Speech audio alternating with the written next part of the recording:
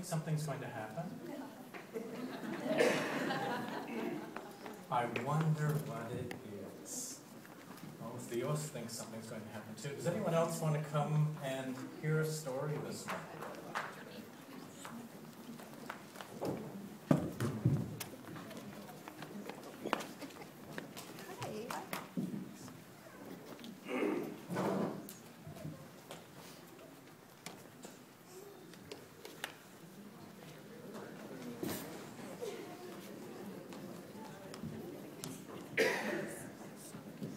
Well, welcome everybody.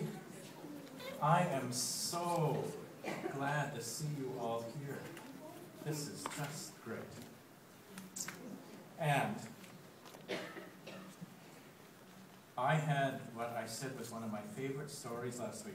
Those of you here, do you remember the story about Big Bear and Little Bear? Well, this is another one of my favorite stories. And I have to confess that actually I have a lot of favorite stories. Is it a new story or an old story? What do you think? Do you think it's an old story? Old? New? Everybody is right this morning. Because this is sort of a new old story. This is a story that happened about 100 years ago. So it's not really old, like a lot of the stories we hear, but it's not really new either. So do you want to hear the story? No? Yes. When the sun sets and stars fill the sky, the square in the little town that you need to imagine right here grows quiet and still.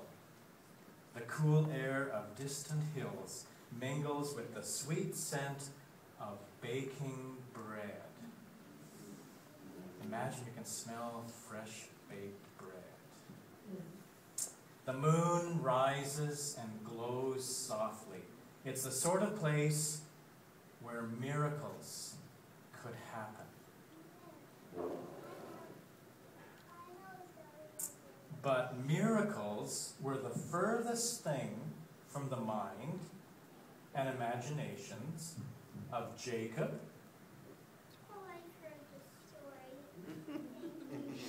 and David. Jacob was a rich man. He lived in a big house. And he was too busy thinking about how to make more money to look for a miracle. And when Jacob came to the synagogue, which is the church in that time for these people, and this synagogue had an ark, which is the place where they kept their Torah, which is like the Bible. And so it was kept in the ark. And when Jacob would come to the synagogue each week, the rabbi would hardly begin to speak before Jacob fell sound asleep. When the service was over, Jacob would wake up and go back home.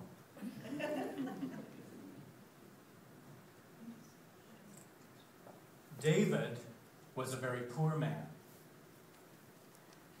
and he lived in a very plain little house, and he had a lot of children. And he was too busy thinking about how to feed his family to look for a miracle. He was the caretaker of the synagogue. And when the prayers were done, he would go in and sweep and dust and tidy all the place where they had worshipped. And then he would go back home to a house empty of everything except children. That's pretty much how it went, day after day.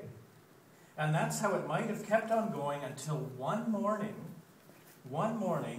Jacob the rich man did something in church that he had never done before. He woke up.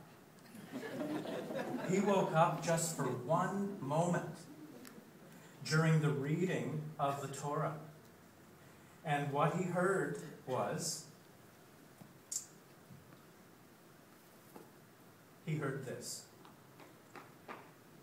"You shall bake 12 loaves of bread and set them before me in 2 rows of 6, 6 in each row."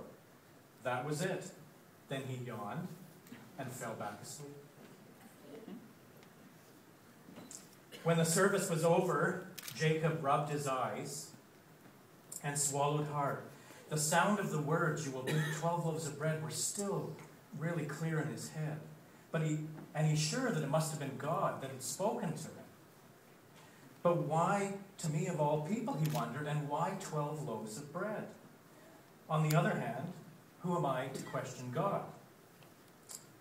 So Jacob hurried home across the square and baked 12 loaves of bread.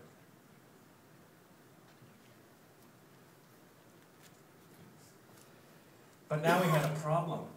How was he going to get the bread to God? He decided that the synagogue, the church, was the holiest place he knew. So he put the 12 loaves in a basket and took them to the synagogue. And when he got there, he looked around and thought, where should he put the bread? By the doorway? No, that was too busy. Someone might trip over it. On the shelf of holy books? Well, no, that was too crowded. By the wall? No, that wasn't going to work. And then he saw the ark, the holy ark, and he thought, well, if the Bible, if the scripture can go in there, then surely the bread could go in there. So he opened the doors and he put the bread in the ark. And then, feeling a little silly, he walked home. Well, he no sooner had left than David came in to clean the synagogue. He swept and dusted and tidied, and then he stopped in front of the holy ark. He stopped and he said, "Oh God, we are out of food. O God of compassion, I am afraid that if you do not see fit to help us soon, we will starve. All my children will starve." And then he opened the doors of the ark to clean inside, and there were 12 loaves of bread. And he said, "Oh God, I don't know how you work like that, but blessed are you, O God, who answers the prayers of those who call upon you." And he took the bread and took it home for his family to eat. No sooner had David left than Jacob came back, because he was curious to see if the bread was still there. And he came into the synagogue, and he opened the doors, and the bread was gone. And he said, "Oh my God, God, you really ate the bread. It's a miracle." And he said, I thought you were only kidding, God.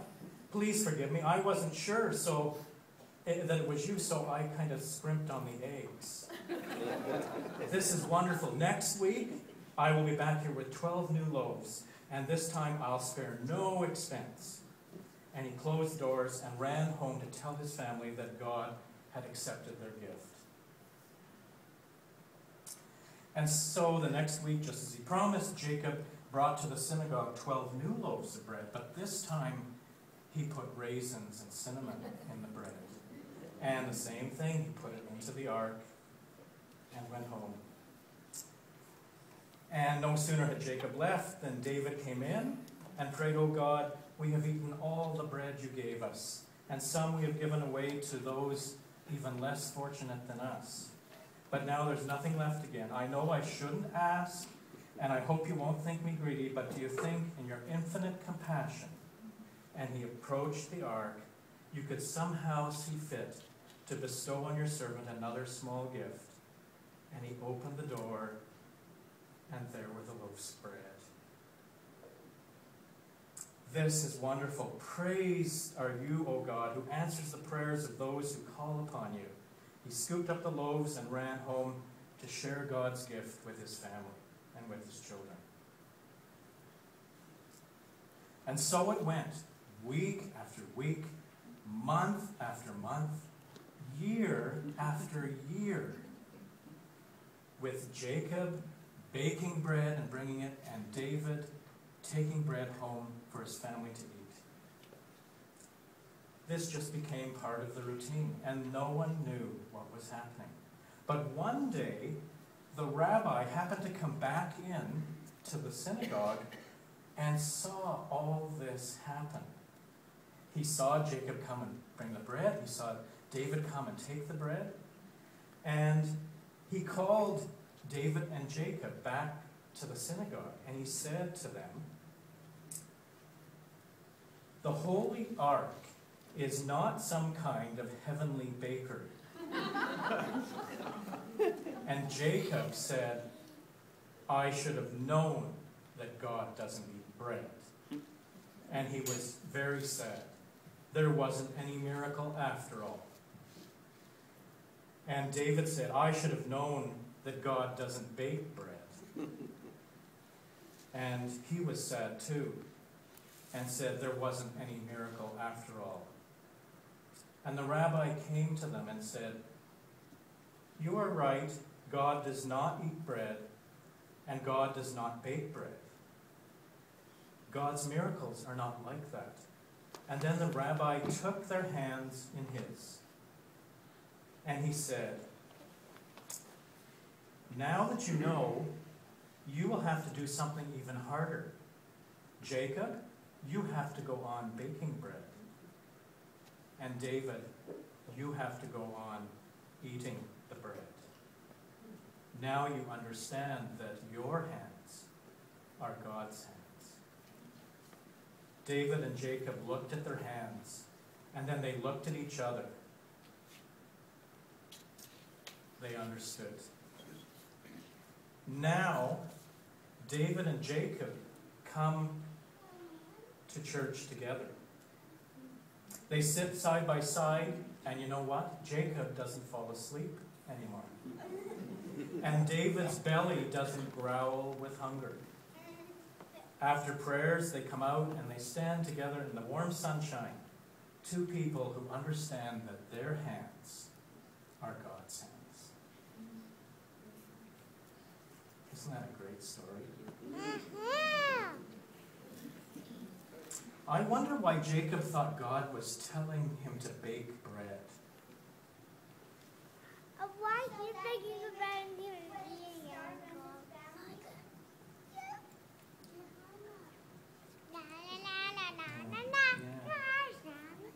And I wonder why Jacob and David were so sad when they thought that it wasn't really a miracle. Kathy?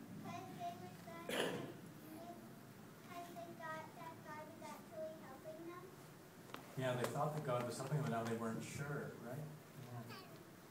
Yeah. I wonder what God's miracles are really like.